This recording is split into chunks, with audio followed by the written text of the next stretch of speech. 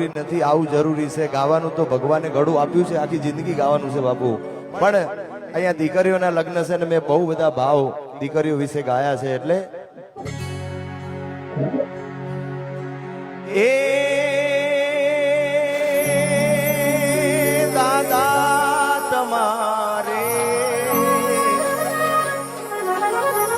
મારા દાદા તમારે દેવું દે દેજો દીકરીને તે વળાવી યારે મારા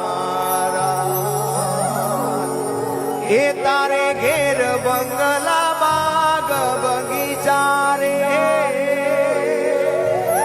મારે ઘેર દીકરી ના બોલ મીઠા તારે પૈસા ભરેલું ગાડું મારે રમતી દીકરી રજવાડું રે મારી લાડકી મારી પાઘડી મારી ઢીંગલી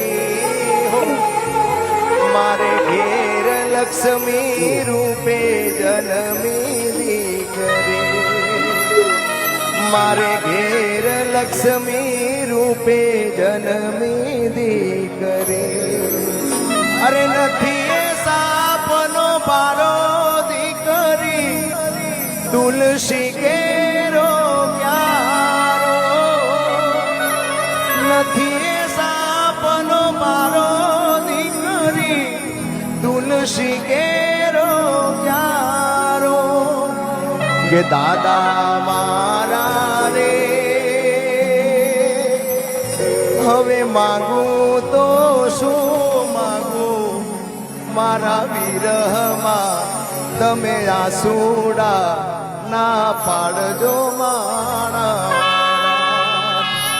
એક દીકરી પરણીને સાસરે જાતી હોય ત્યારે એના મા બાપને એવું કહેતી હોય છે કે તમારી મિલકતમાંથી તમારી જમીન જાયદાદમાંથી મારે એક રૂપિયો નથી જોતો, પણ એના ભાઈને એક મીઠો ઠપકો આપે કે જ્યાં સુધી તારા ખોડિયામાં જીવ રહે ત્યાં સુધી મા બાપની સેવા કરજે. અને મહિપતસિંહને ખરેખર આવું સેવાનું કાર્ય કરવાનો મોકો મળ્યો છે. એટલે દીકરી વિશે જેટલું ગાવું એટલું ઓછું પડે.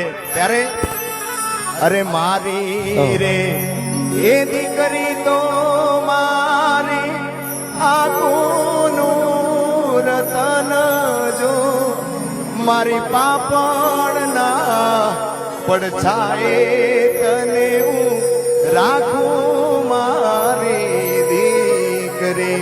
આજ સુનો રે માંડવડો ને સુનું ઘરનું આંગણિયું ને પાંખો આવતા થયું પરાયું પાપાના ઘરનું પારેવડું પાંખો આવતા થયું પરાયું પાપાના ઘરનું પારેવડું.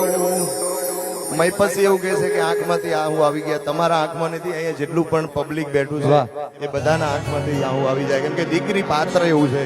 સાચું. તમારા કૌશિકબેન નું સ્વાગત તમારા મહિપતસિંહ કરે છે, એકવાર જોરદાર તાળી જાય. Thank you. અને 5000 ને 100 રૂપિયા રોકડા આયા છે પ્રજાપતિ ભાઈઓ તરફથી ભાવનગર જિલ્લો. વાહ પ્રજાપતિ, કઈ બાજુ? એકવાર હાથ ઊંચો થઈ જાય.